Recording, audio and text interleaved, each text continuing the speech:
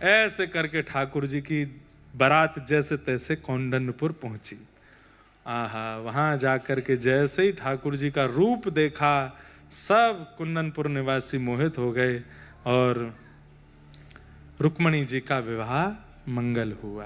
बोलो रुक्मणी रमण भगवान की।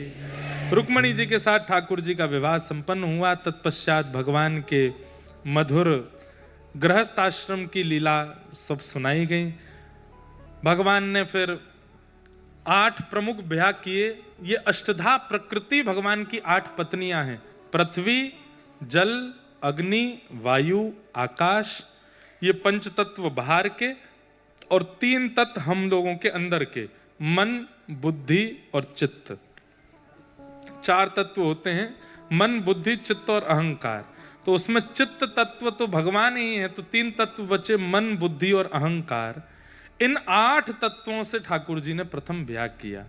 रूप उनको स्त्रियों का दिया, पर भगवान ने किसी सामान्य स्त्री से ब्याह नहीं किया, अष्टधा प्रकृति के साथ में विवाह किया। तत्पश्चात भौमासुर नाम का एक राक्षस था, जिसने 16,000 राजकुमारियों को बंदी बना रखा था। 16,100 राजकुमारियों को वहां से मुक्त करा करके ठाकुर जी ने कहा, आप सब अपने अपने घर को प्रस्थान करो। उन राजकुमारियों ने कहा, हमको पूरी दुनिया अब हीन दृष्टि से देखेगी, कौन स्वीकार करेगा हमको। माता पिता भी कुछ दिन स्वीकार करने के बाद ताने देने लगेंगे। किसी से ब्याह हो गया तो वो भी हमसे कुछ ना कुछ अनर्गल वार्तालाप करेगा, कभी ना कभी हमारे पूर्व के जीवन की कोई बात कह करके हमको अपमानित करेगा। इससे अच्छा तो हम विष खा करके मर जाती हैं। ठाकुर जी बोले, नहीं, हम स्वीकार करेंगे। और 16,100 राजकुमारियों के साथ ठाकुर जी ने 16,100 रूप धारण करके एक एक मंडप में एक एक कन्या के साथ अलग अलग फेरे लिए ठाकुर जी ने। तो क्योंकि वो समर्थ हैं, वो एक साथ 16,108 रूप धारण कर सकते हैं, इसलिए वो भगवान है। कर्तुम कर्तुम अन्यथा कर्तुम समर्थ ईश्वर है, इसलिए उनका विवाह हुआ। तत्पश्चात भगवान की दिनचर्या, गृहचर्या का वर्णन किया गया। तत्पश्चात सुदामा जी का मधुर चरित्र सुनाया गया। भगवान के परम मित्र श्री सुदामा जी महाराज आज गए हैं ठाकुर जी का दर्शन करने के लिए। भगवान ने सुदामा जी को सब कुछ प्रदान किया। सब कथा आप लोगों ने खूब विस्तार से कई बार सुनी है, हम उसको ज्यादा विस्तारित नहीं करेंगे। भगवान ने अपने यदुवंशियों को समझाया कि मैं तुम्हारा पिता हूं, पितामह हूं, रिश्तेदार हूं। इस अभिमान में सत्संग मत छोड़ो, इस अभिमान में संतों का सम्मान और वैष्णवों की सेवा मत छोड़ो। क्योंकि मैं देख रहा हूं तुम यदुवंशी सब कोई सत्संग आदि नहीं कर पाते। क्यों? क्योंकि सबके अंदर यह भाव है कि भगवान तुम्हारे रिश्तेदार है, हमको क्या आवश्यकता है। अगर इनका अपमान करोगे तो मैं भगवान होके भी नहीं बचा पाऊंगा। सब लोगों ने सुनी बात, तभी शांब आदि ने कहा कि पिताजी ऐसे संतों की महिमा कहते हैं, कोई इसमें कुछ बड़ी बात नहीं। भगवान के पुत्र शांब को साड़ी पहना करके पेट पर पोटला बांध करके संतों के सामने ले गए और कहा कि बताइए इसके गर्भ से पुत्र होगा या पुत्री, नई बहू आई है। संतों ने दिव्य दृष्टि से देखा, बहू नहीं है, वो भगवान का पुत्र शांब है। हमारी परीक्षा लेने के लिए साड़ी पहना के लिए आए हो? शाप देते हैं, इसके पेट में जो तुमने कपड़े का पोटला बांधा, ये एक लोह पिंड बन जाएगा जिससे तुम्हारा पूरा वंश खत्म हो जाएगा। उस लोह पिंड को घिस करके समुद्र में फेंक दिया। और संत ऐसे बोलते हैं, कुछ नहीं होता। संत की लहरों ने उस लोह पिंड के घिसे हुए उस तत्व को किनारे पर एक एरका नाम की घास बना दिया, विषैली घास।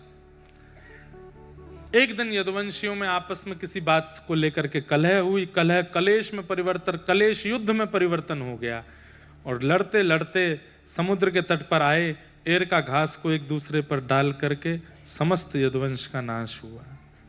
भगवान देखते रहे और कहा कि देखो, मेरा ज्ञान उपदेश, मेरा उपदेश सबने माना, मेरों ने ही नहीं माना। ये मेरा, मैं और मेरा, ये सबसे ज्यादा दुखदाई होता है। इसलिए संसार में कोई मेरा नहीं है। बिन गोपाल को नहीं अपनो। ठाकुर जी बोले, इतना सामीप्य भी अच्छा नहीं होता कि भगवान प्रवचन करें और तुम तब भी तुमको समझ में ना आवे।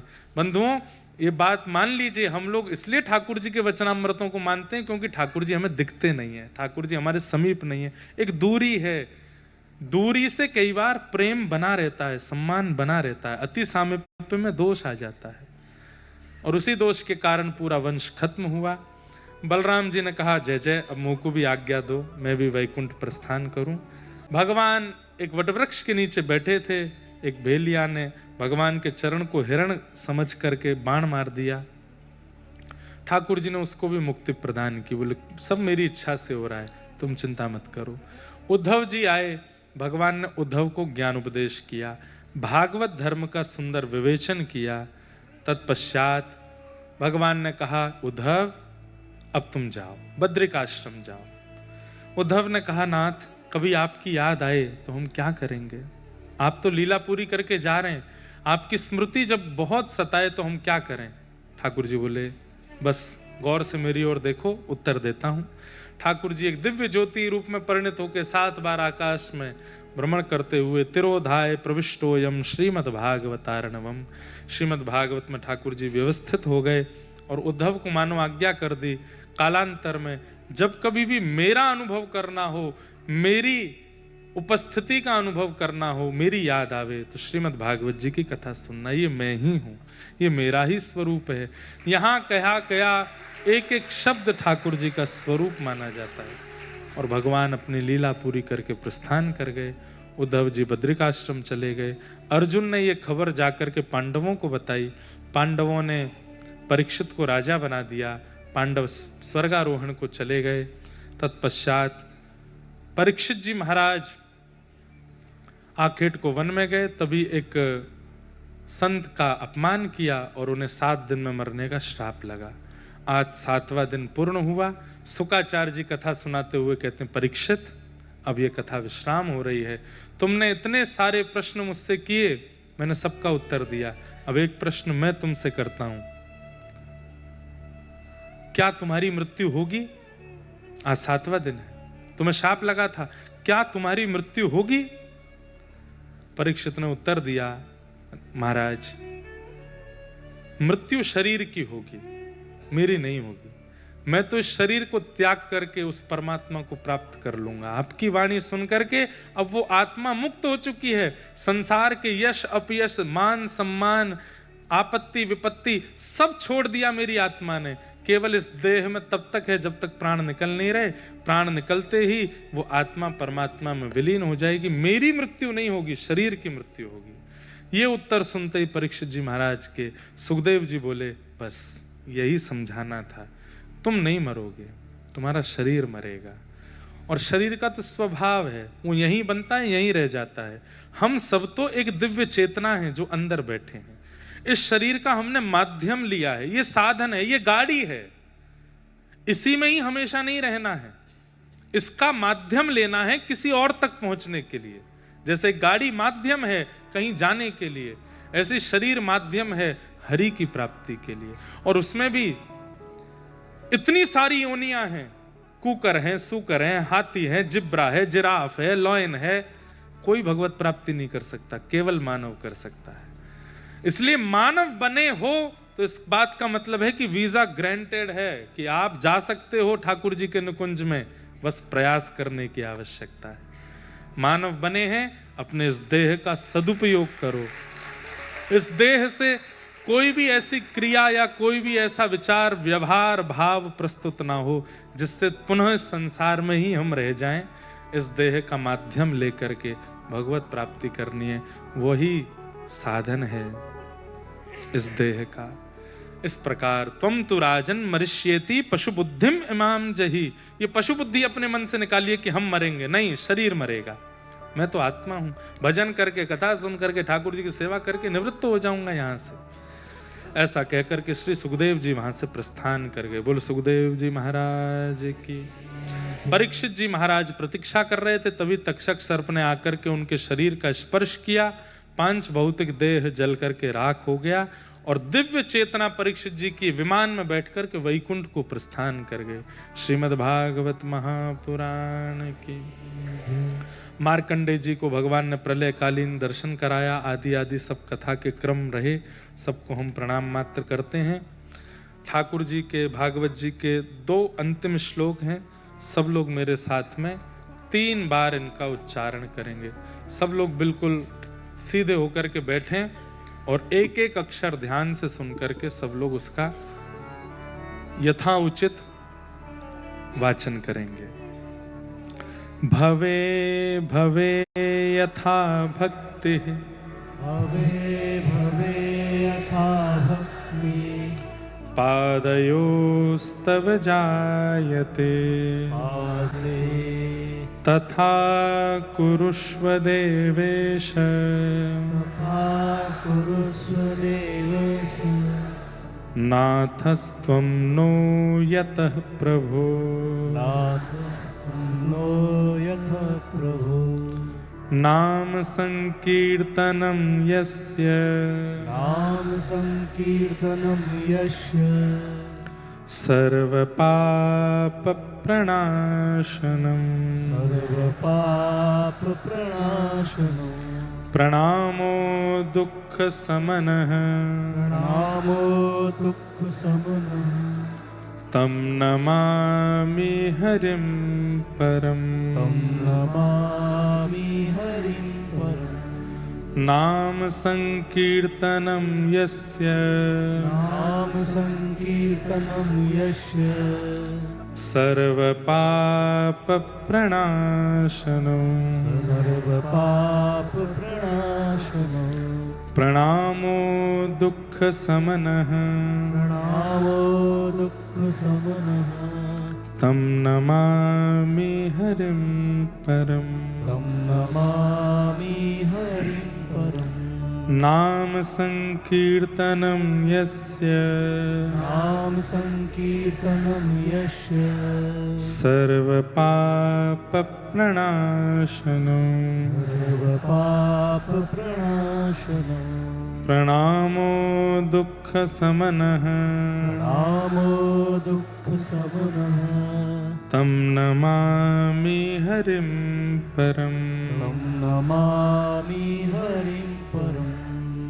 बोलो वृंदावन बिहारी लाल की, श्री राधा रमण लाल की, श्री राधा वल्लभ लाल की, प्यारे गिरधर लाल की, पुंडलीक वरदा हरि विठ्ठल, श्री ज्ञानदेव तुकाराम, श्री पंडरीनाथ भगवान की, श्री सिद्धि विनायक भगवान की, श्री महालक्ष्मी मैया की, मुंबा देवी की, सब संतन की, सब भक्तन की, सब विप्रन की, 84 कोस ब्रजमंडल धाम की, गिरिराज धरण की, श्याम सुंदर श्री यमुने महारानी की, पूछरी के लौठा की, प्यारे। क्या बात है वंशी वारे। जिन भगवान का नाम संकीर्तन सब प्रकार के पापों से हमें मुक्त करता है, ऐसे प्रभु के पावन नाम को हम बारंबार प्रणाम करते हैं। बंधुओं, बाईसा का अपने जीवन काल का जो अंतिम पद है, 2 पंक्ति आप सब लोग मेरे साथ गाओ, क्योंकि जैसी स्थिति बाईसा की हुई वैसी हमारी है। अब आप सब लोग फिर से संसार में लग जाओगे, फिर से उन्हीं व्यवस्थाओं में लग जाओगे। आप नहीं लगोगे, ठाकुर जी लगाएंगे जबरदस्ती, चल मेरो पीछा छोड़। उनसे कह लो, ठाकुर जी, मीराबाई अपने जीवन का अंतिम पद गाती हैं ठाकुर जी। क्या कथा तो मैंने सुनाई है, वो आप सुन लेना बस। अब ठाकुर जी से प्रार्थना, नाथ ये 7 दिन तो आपने हमको याद किया, और फिर से कल से हम उसी व्यवस्था में लग जाने वाले हैं, फिर से वही संसार की माया हमको सताने वाली है। कृपा करके नाथ हम पर अनुग्रह करो। साजन सुध ज्यों जानो सुहिली जय, साजन सुध जो जा प्रीतम सुध जो जानो सुध लीजे। प्रीतम सुध जो जानो तुरी। तुम बिन मेरे और न कोई, तुम बिन मेरे और न कोई। साजन सुध जो जानो सुन लीजे। साजन सुध जो जानो तुरी। हे नाथ, मेरी सुध लेते रहना, मतलब मुझे याद करते रहना, मुझे बार बार पूछते रहना, मेरे ऊपर दृष्टि रखना। और कैसे, जब जैसा अच्छा लगे, मुझे गिरा के अच्छा लगता है, मुझे रुला के अच्छा लगता है, मुझे मार के अच्छा लगता है, मेरा अपमान करा के अच्छा लगता है, आपको अच्छा लगे वैसा करो। हाँ, मुझे अच्छा करके अच्छा लगता है, मुझे नाम दे के अच्छा लगता है, ऐश्वर्य दे के अच्छा लगता है, खूब खिला पिला के अच्छा लगता है तो वो करो, जैसा आपको अच्छा लगे। पर बस मुझे याद करते रहिएगा नाथ, मेरे को अपनी सुध में लेते रहिएगा नाथ। क्यों? मेरी स्थिति ऐसी है, दिन नहीं भूख, रैन नहीं निद्रा। दिन नहीं भूख, रैन नहीं निद्रा। यूं तन पल पल छीजे, यूं तन पल पल छीजे। मीरा के प्रभु गिरधार नागर। मीरा के प्रभु गिरधार नागर। हे मीरा के प्रभु गिरधर नागर। मीरा के प्रभु गिरधार नागर। मिल बिछुरण मत दीजे, मिल बिछुड़न मत हे नाथ, दीजे। इन 7 दिनों में हम आपसे मिल गए हैं, अब आपके हो गए हैं, अब फिर से हमको बिछुड़ना नहीं है आपसे दूर जाना नहीं है नाथ। मीराबाई का अंतिम पद की जो अंतिम पंक्ति है ना, इस पंक्ति ने द्वारिकाधीश को प्रकट कर दिया। मीराबाई यही कहती रही, मीरा के प्रभु गिरधार नागर। मीरा के प्रभु गिरधार नागर। मिल बिछुरण मत दीजे, मिल बिछुड़न मत दीजे। साजन सुध जो जानो सो लीजे। साजन सुध जो जानो सोई लीजे। हे प्यारे नाथ, बस आप हमारी सुध लेते रहना। बंधुओं, 7 दिन बिना एक दिन भी छूटे जिन्होंने कथा सुनी है, एक प्रकार से वो यही मानो कि ठाकुर जी ने आपकी सुध ली है। अब कोई बेचारा 1 दिन आया 2 दिन आया, वो ये ना सोचे कि मेरी नहीं ली, नहीं, थोड़ी थोड़ी आपकी भी ली है। पर जिसको 7 दिन मिल गए ना, पूरी कथा समझो कि उसकी सुध ली है। बस मेरी भी सुध, हमारी, हमको कथा कहने का अब प्रतीक्षा है। 3 जनवरी से लेकर के 9 जनवरी तक बड़ोदरा गुजरात में कथा है। बंबई से ज्यादा दूर तो नहीं है। अगर लगे आप कहोगे महाराज जी घर वाले घर से निकाल देंगे, अब इन 7 दिनों में झूठ बोल करके, चोरी चुपके कुछ कह के तो आ गए, मुंबई में थे आप। लेकिन अब 3 जनवरी से 9 जनवरी तक बड़ोदरा गुजरात में कथा है। और उसके बाद हमारे लाल जी का ब्याहुला है। 11 से 15 जनवरी तक श्री बरसाना धाम में लाल जी का ब्याहुला उत्सव होगा। और हमारे लाल जी कौन बन जाएंगे फिर? राधा गिरधर लाल। फिर ठाकुर जी राधा गिरधर लाल बनेंगे। वाह, ये क्या बनाया है? रुको रुको, अच्छा लाल जी घोड़ी पे बैठे हैं और मैं बैठा रहा हूं वाह भैया, अद्भुत हैं आप लोग वास्तव में। आपकी कला यहीं बैठे बैठे कथा सुनते सुनते बना रहे हैं। बताइए कितने उत्सुक श्रोता हैं।